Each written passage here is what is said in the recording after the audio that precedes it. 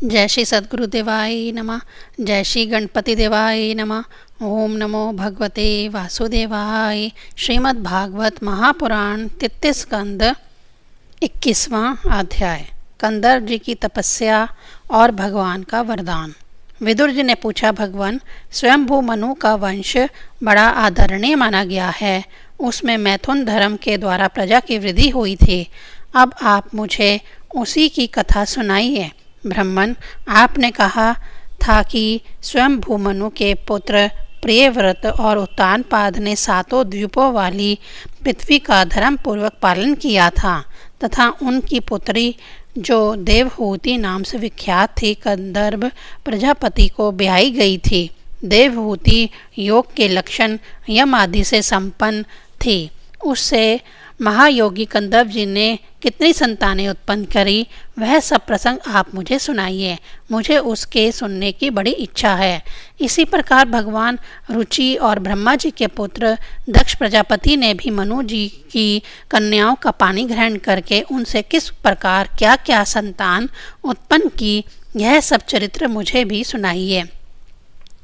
मैत्री जी ने कहा, विदुर जी, जब ब्रह्मा जी ने भगवान कंदर्प जी को आज्ञा दी कि तुम संतान की उत्पत्ति करो तो उन्होंने 10,000 वर्षों तक सरस्वती नदी के तीर पर तपस्या की। वे एग्राक्षित से प्रेम पूर्वक पूजन उपचार द्वारा शरणागत वरदायक श्री हरि की आराधना करने लगे। तब सतयुग के आरंभ में कमल नयन भगवान श्री हरि ने उनकी तपस्या से प्रसन्न होकर उन्हें अपने शब्द ब्रह्ममय स्वरूप से मूर्तिमान होकर दर्शन दिए। भगवान की भव्य मूर्ति सूर्य के समान तेजोमयी थी।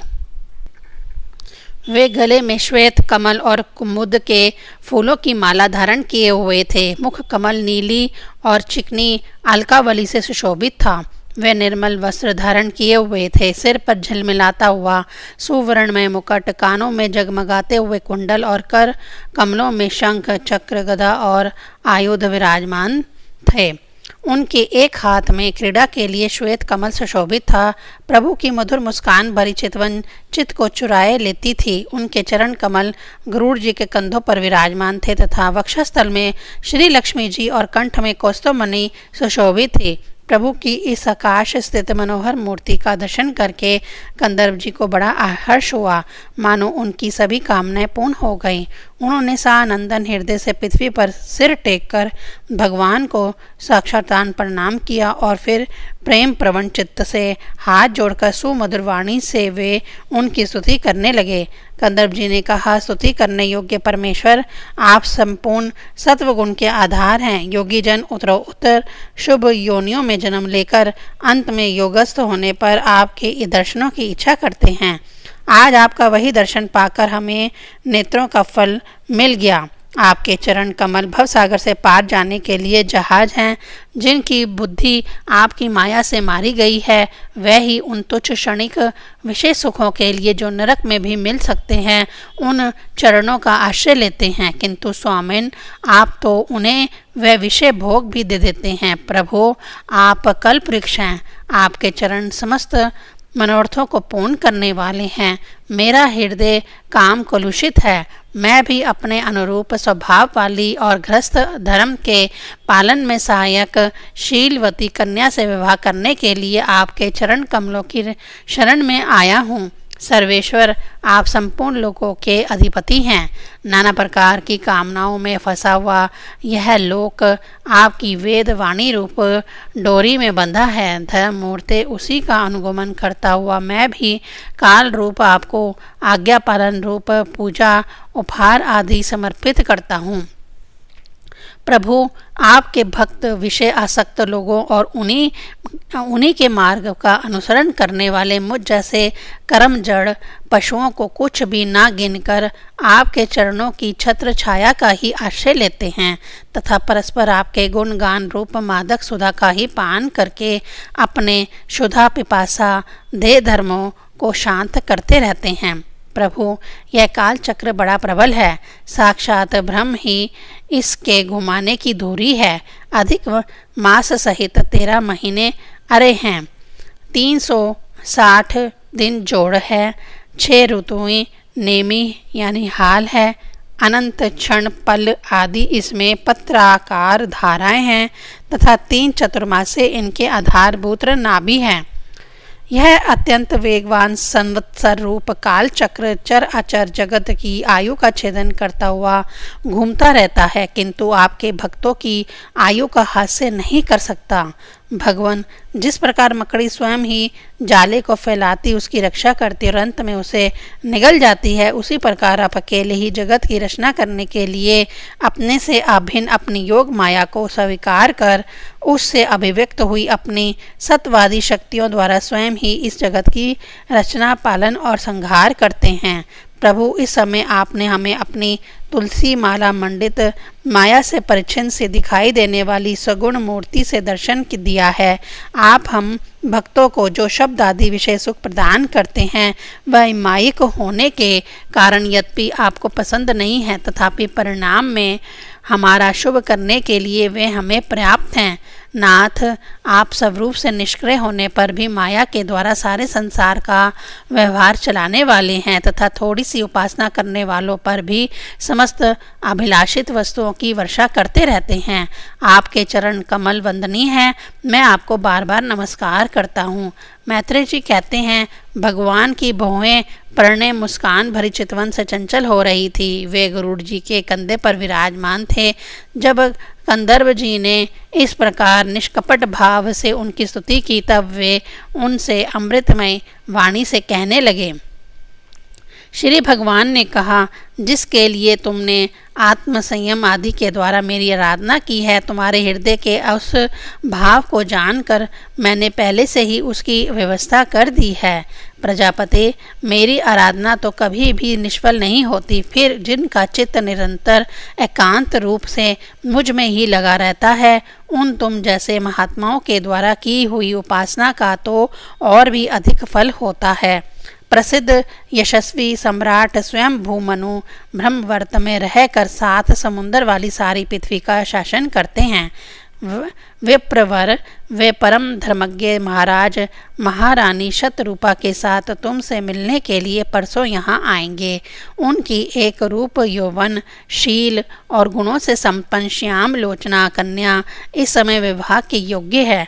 प्रजापते, तुम सर्वथा उसके योग्य हो, इसीलिए वह तुम्ही को वह कन्या अर्पण करेंगे। ब्राह्मण, गत अनेकों वर्षों से तुम्हारा चित्त जैसी भार्या के लिए समाहित रहा है, अब शीघ्र ही वह राजकन्या तुम्हारी वैसी ही पत्नी होकर यथेष्ट सेवा करेगी।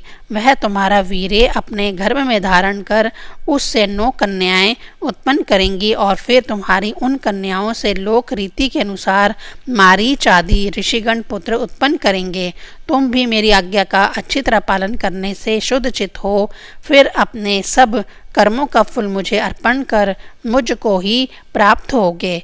जीवों पर दया करते हुए तुम आत्मज्ञान प्राप्त करोगे और फिर सबको अभय दान दे अपने सहित संपूर्ण जगत को मुझ में और मुझको अपने में स्थित देखोगे।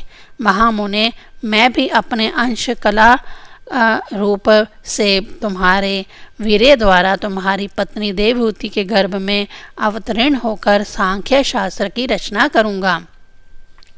मैत्रेय जी कहते हैं, विदुर जी कंदर्प ऋषि से इस प्रकार संभाषण करके इंद्रियों के अंतर्मुख होने पर प्रकट होने वाले श्री हरि सरस्वती नदी के घिरे हुए बिंदुसर तीर्थ से, जहाँ कंदर्प ऋषि तप कर रहे थे, अपने लोक को चले गए। भगवान के सिद्ध मार्ग यानी वैकुंठ मार्ग की सभी सिद्धेश्वर प्रशंसा करते हैं। वह कंदर्प जी के देखते देखते अपने लोक को सिधार गए।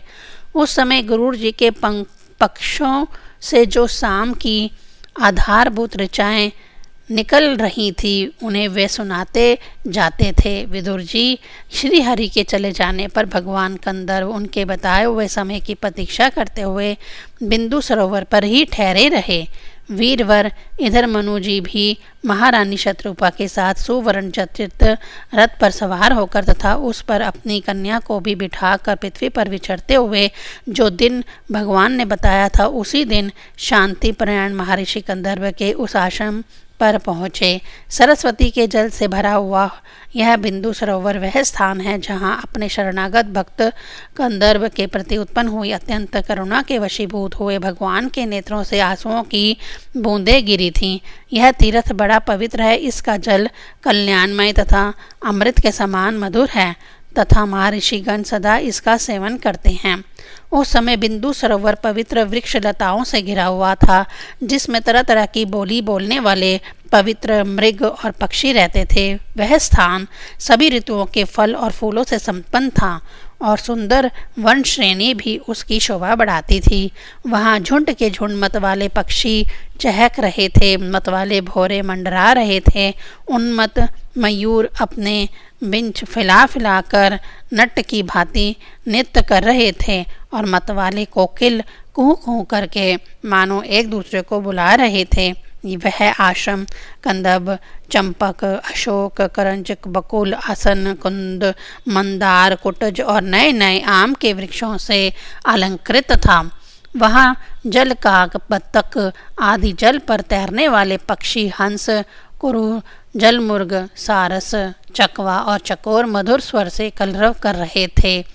हिरन, सुअर, स्याही, नीलगाय, हाथी, लंगूर, सिंह, बानर, नेवले और कस्तूरी मृग आदि पशुओं से भी वह आश्रम घिरा हुआ था। आदिराज महाराज मनु ने उस उत्तम तीर्थ में कन्या के सहित पहुंचकर देखा कि मुनिवर कंदर्प अग्निहोत्र से निवृत्त होकर बैठे हुए हैं। बहुत दिनों तक उग्र तपस्या करने के कारण वे शरीर से बड़े तेजस्वी दिख पड़ते थे तथा भगवान के स्नेहपूर्ण चितवन के दर्शन और उनके उच्चारण किए हुए करुणामृत रूप सुमधुर वचनों को सुनने से इतने दिनों तक तपस्या करने पर भी वे विशेष दुर्बल नहीं हो जान पड़ते थे। उनका शरीर लंबा था, नेत्र कमल दल के समान विशाल और मनोहर थे, सिर पर जटाएं सुशोभित थीं और कमर में चीर वस्त्र थे। वे निकट से दिखने पर बिना सान पर चढ़ी हुई महामूल्य मणि के समान मैलिन जान पड़ते थे। महाराजा स्वयंभू मनु को अपनी कुटी में आकर प्रणाम करते देख उन्होंने उन्हें आशीर्वाद से प्रसन्न किया और यथोचित अतिथि की रीति से उनका स्वागत सत्कार किया।